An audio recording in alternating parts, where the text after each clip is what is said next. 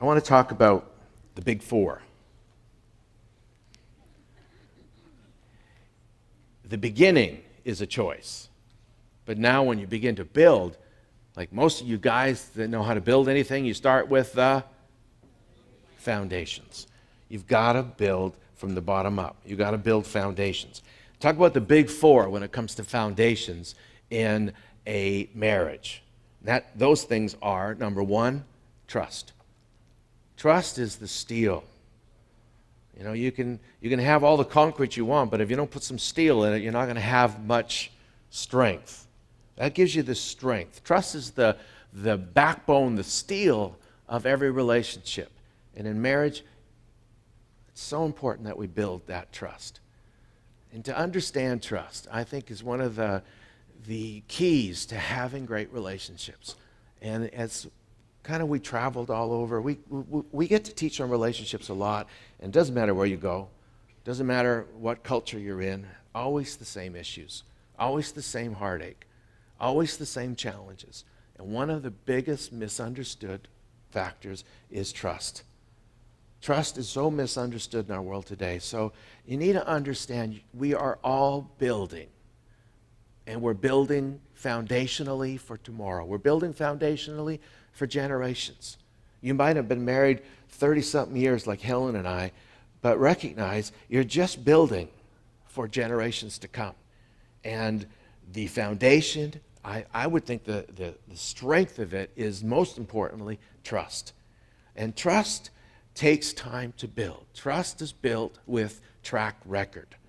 Trust is built by one brick after another. One, I did what I said, I did what I said, I did what I said, not lying, not hiding, not deceiving. And you can build something great. The interesting thing about trust, though, is so strong and yet so fragile because it can break. And trust, when it's broken, when you break someone's trust, it's one of the most painful things. Why? Why is it so painful?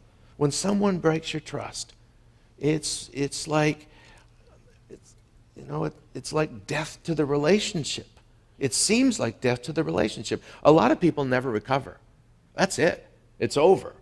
They cannot see past it. Why is trust so painful?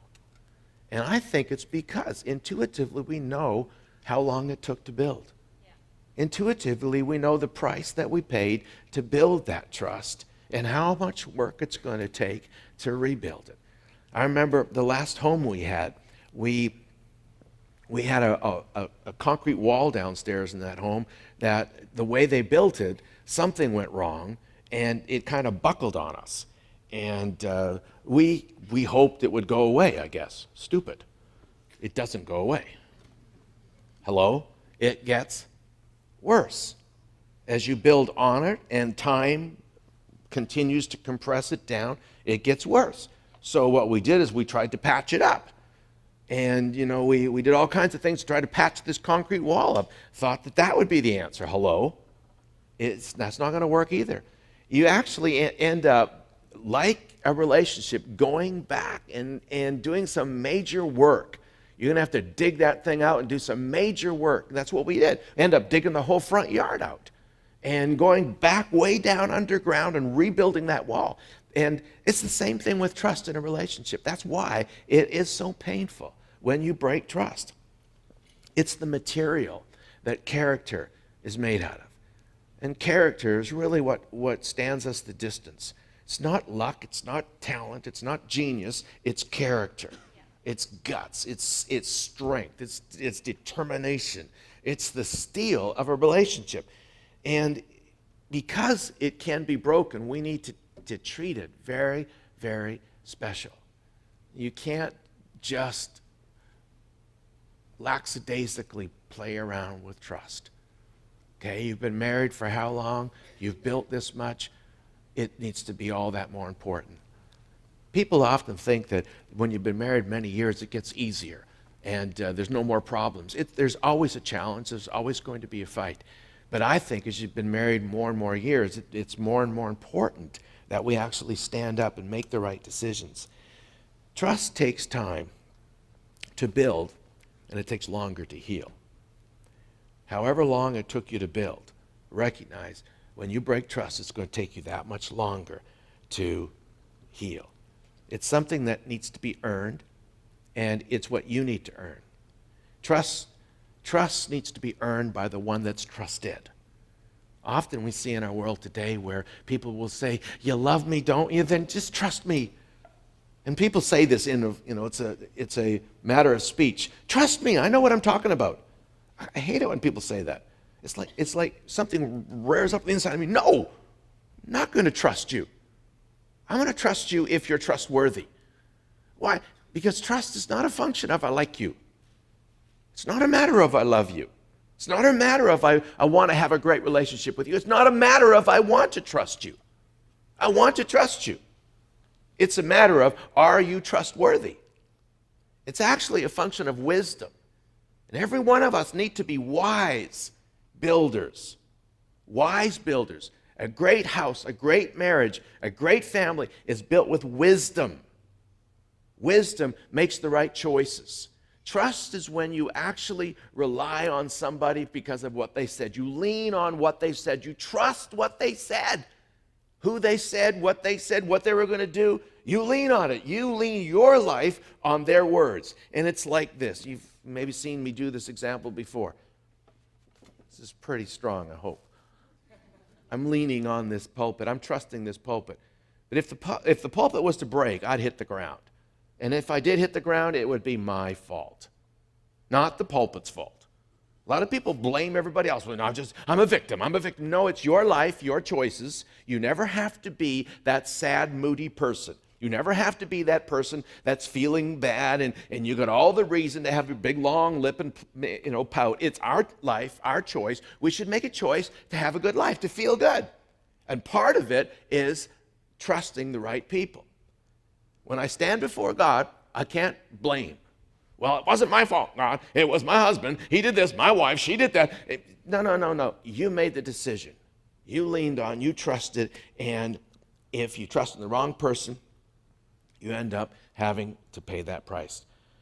Trust means trusting, leaning on, building your life on. And our lives need to be built on. We need to trust. We can't do it alone. Nobody. We can't do life alone. We have to build on each other. And the neat thing about trust is it grows. The most important person to trust is yourself. Trust in yourself is called confidence. Isn't it easy to trust someone that's confident? Why? Because they've already earned it. They've earned their own. Some people try to pretend that they're confident, but we watch. And we're trying to read, are they really confident? And those kind of people you can build your life on. And that's what we need. We need to have a great foundation. That's what church is all about. Hopefully it's a foundation that people can build on. Lives that we can build together. It's a vulnerable thing. It's like breaking a bone in your body. It hurts when it's broken. It takes time to heal. But the good news is it can heal. And when it does, it's actually stronger than it started with. Number 2, the second of the big 4 is called forgiveness. Forgiveness is so important, so absolutely vital to every relationship. And you think, well, I hope I never have to forgive. You will. Every one of us will. Every one of us will. And some of you are really afraid that you've done something wrong and you don't want to tell anybody because what if they don't forgive? Everybody's done something wrong. And actually, you need to talk and you need to share that with each other. One of the things that we often tell people when they're dating is when they get to that place where they've made the decision, this is the one they're going to spend the rest of their life with. And hopefully that's not the first date. Hopefully they went through enough, that they figured out who this person is. But once you got to that place, there's a time of talking, disclosure. And what if they can't handle my past? Well, if they can't handle your past, if they can't forgive, don't walk away, run away. Get out of there. That is a dangerous relationship. Everybody needs to operate forgiveness. Actually, the Bible doesn't give us a choice. It's an absolute command that we forgive. So to have a great relationship, there's got to be forgiveness in that relationship. And forgiveness actually starts with yourself. Forgiving ourselves. And forgiving yourself is the antidote to guilt and shame. And guilt and shame is the muscle of sin. Guilt and shame is what drives us down that road we don't want to go. So many people end up where they don't want to go and they don't know why they got there, but they keep beating themselves up with what they did. The answer is forgiveness. Let go of it. And when you do, it's a brand new beginning. Here's an interesting thought. Trust is all about yesterday. A lot of people think, I want to trust. I want to trust because I want this relationship. Trust is not built on what you want. Trust is built on what you did. Trust is built on yesterday. And yet forgiveness is all about tomorrow. Well, people hold it. No, forgiveness is what they did yesterday. No, you got to let go of that if you want a tomorrow.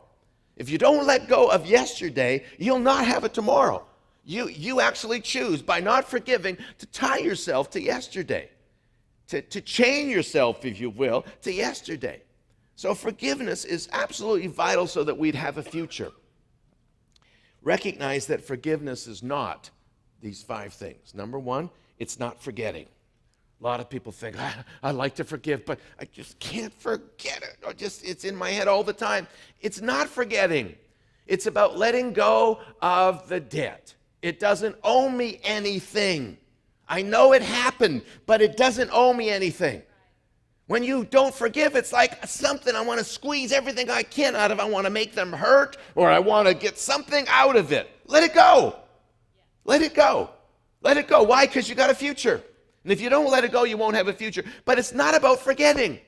People say, well, God forgives and forgets. No, the Bible doesn't actually say that. It says God forgives and releases, lets it go. But he hasn't forgotten it. I mean, can you imagine you forget everything that you ever did bad? Walk across the street one day and a car just about hits you. Oh, you shouldn't have done that. I forgot it. I forgave it. So what do you do the next day? Walk right across the street again. I mean, you could never learn. It's like Groundhog Day over and over again, but never learn. You actually want to learn. The whole movie was about you learn from your mistakes. So you can end up being the person you want to be. And forgiveness allows you to let go, but you don't forget. Number 2, it's not painless. Oh, I want to forgive because it hurts so bad. If I could just forgive, then it won't hurt any. It'll still hurt. It'll hurt all your life long. Why? Bad things are supposed to hurt. They're supposed to hurt. This world's got all kinds of stuff. Anybody figured that out yet? There's lots of stuff in this world. Stuff happens, if you know what I mean. And it hurts. Someone loses a child. Drunk driver hits a child. And they forgive. You think they forgot? You think it doesn't hurt anymore? No, for the rest of their life it's there. But if you forgive, you let it go, and now you begin to do something about it instead of living and wallowing in yesterday. But it's not painless. Number 3, it's not condoning. Forgiveness is not condoning. A lot of people think, I can't forgive, because if I forgive, I'm just condoning what they did, and they'll do it over again. No. You walk away from it into a future much smarter than you were before. You've just had an experience. You know what it does. You know how it feels. You know what it's not supposed to do. Now you go into the world and you actually fix it, not condone it. It's the opposite. Number 4, it's not reconciling. People think I can't forgive because that means I'm going to jump back into the same mess I was in before. No, you don't have to jump back into it. Now you're smarter than you were before. When someone does you wrong, you have to love them. You have to forgive them, but please do not trust them until they earn it. So you don't jump back into that. That would be stupid. Amen? And number 5, it's not excusing. It's not excusing. Like, okay, I know it was an accident. I'm just excusing you. No. That person, what they did was wrong. And you let it go, but you're not saying it was right. Number 3, the third cornerstone is communication. Communication is what every relationship is built on. It is the way that we become one. The Bible says when you get married, the two become one. And it's not easy. It's going to cost you. And communication is the way you become one. So let me say it this way. Communication effective communication, it doesn't mean it's easy. It's actually going to cost you. In other words, it's something you have to purpose.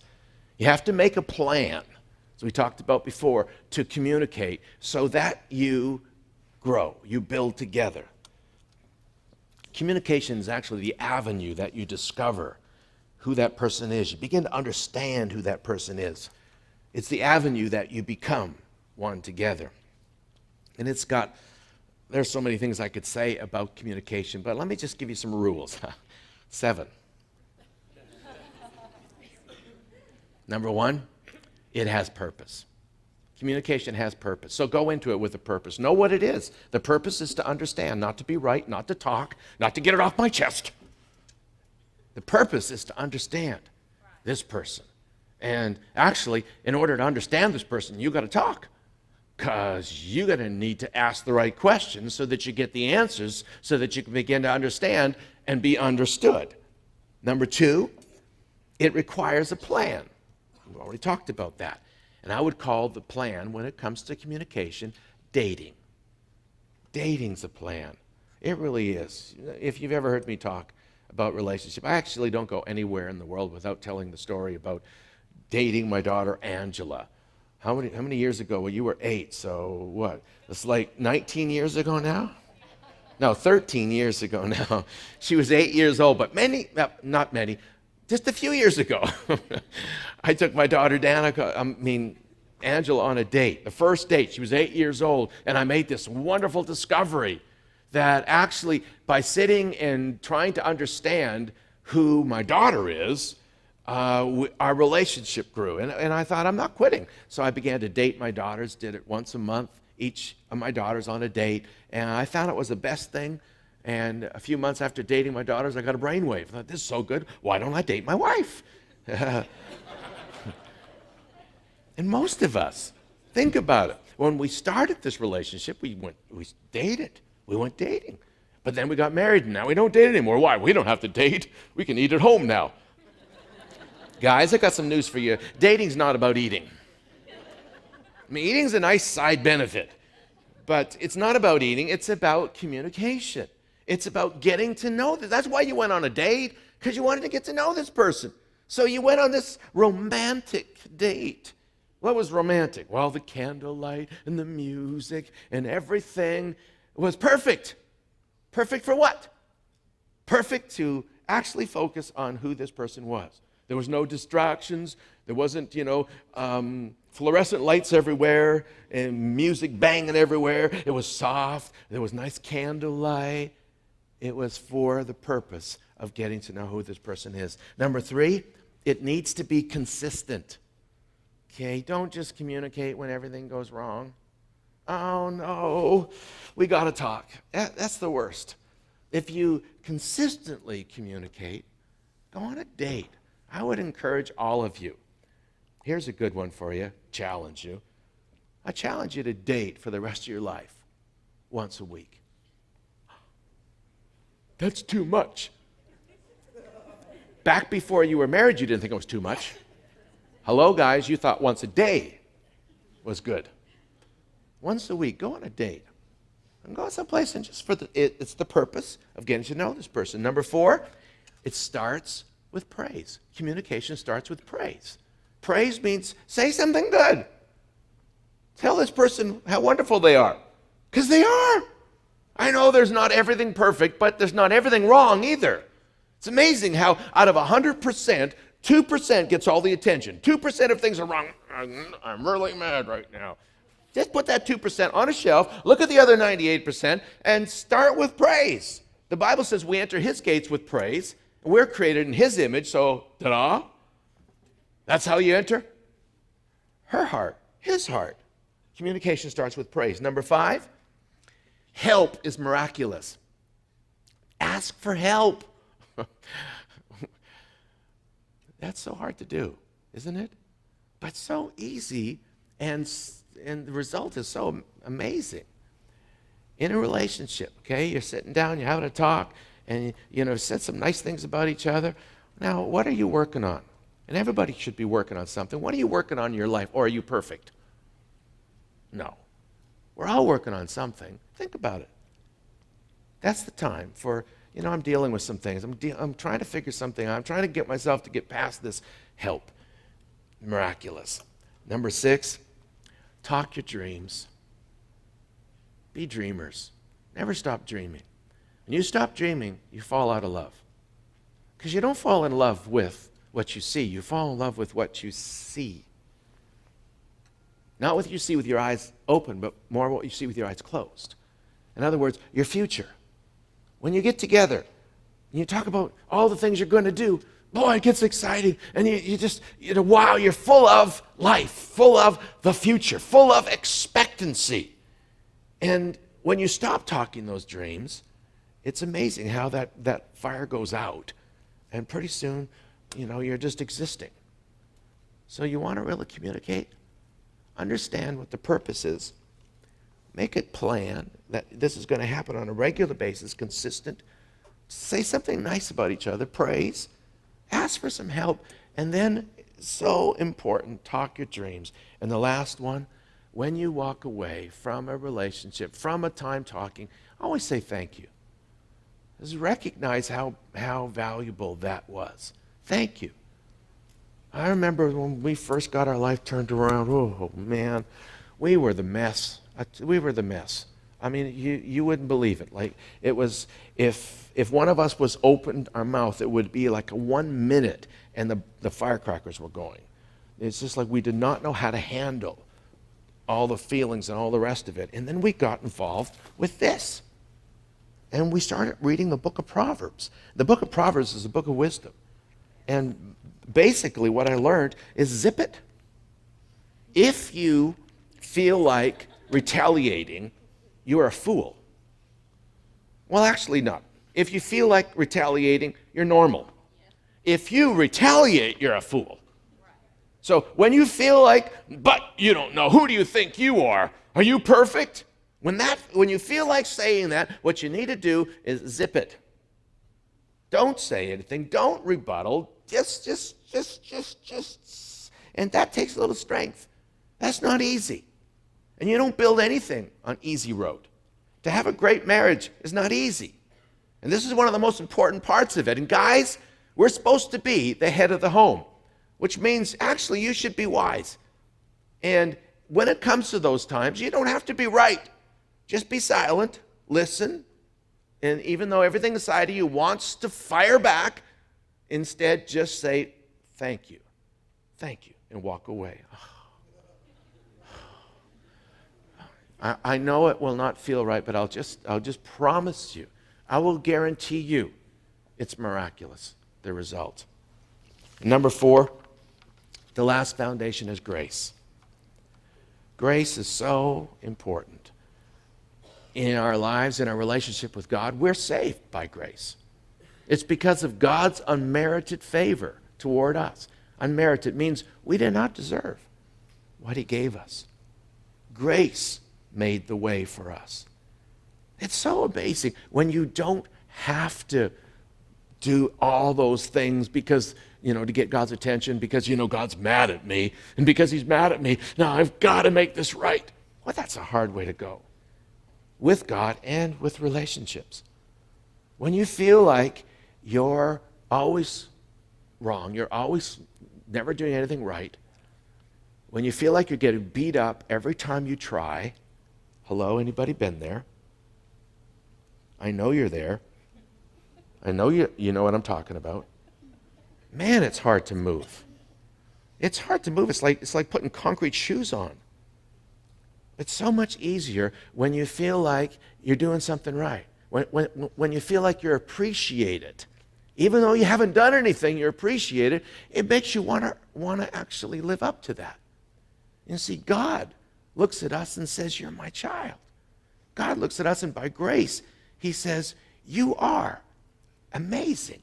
You are my princess. You're my son. He calls us by his own name.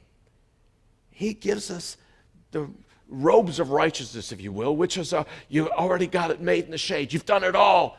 He says that about us before we've done it.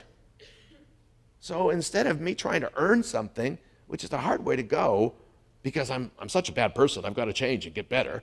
Instead, I'm just, because of how he's looked at me, I'm wanting to live up to that. I'm wanting to please him.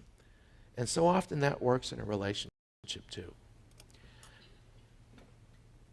A lot of times, especially guys, feel like you can't do anything right. And simply that because, like I said, if there's one side saying, what, there's a problem? The other side compensates by going, yeah, there's a problem. And somewhere in the middle is where the reality is. And sometimes it's not the guy that's doing that, it's the woman that's doing that, okay? So I don't want to, categorize this whole thing, but if one side is feeling like I can't do anything right, usually the other side is just focusing on the wrong thing. And what the answer is grace. Grace. Recognize you married this person because you believe who they are and what they are. Not what you see, but what you believe to see. And if you look past all the mistakes that we have and believe in each other and treat each other according to that, is called grace. And the result is miraculous. It really is. I say that word a lot, but relationships are like that. Grace is known as unmerited favor. It's a gift you don't deserve. Okay? It's about time we started treating each other better than we deserve. Did you hear that? Treating each other better than we deserve. And when you treat each other better than you deserve, the end result is you'll get better than you got. It will grow as a result. Actually, grace is the assurance of a future. No matter what the past, grace gives you the assurance we're going to have a future. It looks beyond where we're at. It treats us beyond where we're at. Grace is the freedom, I often say, to get back up again. Everybody makes a mistake. Everybody blows it. But grace allows you to get back up again. And what really makes the difference over the long run is not how many times you fall, it's how many times you get back up again. And in a relationship, we just need to give each other the grace to get back up again instead of beating us up for where we're at. Grace is the refusal to allow condemnation to reign in your life. Condemnation is that pointed finger of what you did. Condemnation is taking what you did wrong and painting you with that brush, and now you're bad. And grace actually refuses to be ruled by condemnation. Grace provides assurance that problems and misunderstandings are temporary, but love will outlast them all. It's kind of like when you get to the detour in the road. Okay? Grace just says, okay, it's just a detour, it's just temporary. I like that. Grace allows you to chill, even in the face of minor reconstruction delays. I need to learn that one. I don't like chilling in the face of anything. But grace allows you to do that. Grace is believing in each other beyond our track record. Okay? Trust is built on your track record. Grace is what you give each other past that. And if we're going to have a future, go past that. Grace is the assurance of it. And I like this one. Grace is the fuel for improvement. We want to get better? Grace goes beyond it. It's a gift we didn't deserve.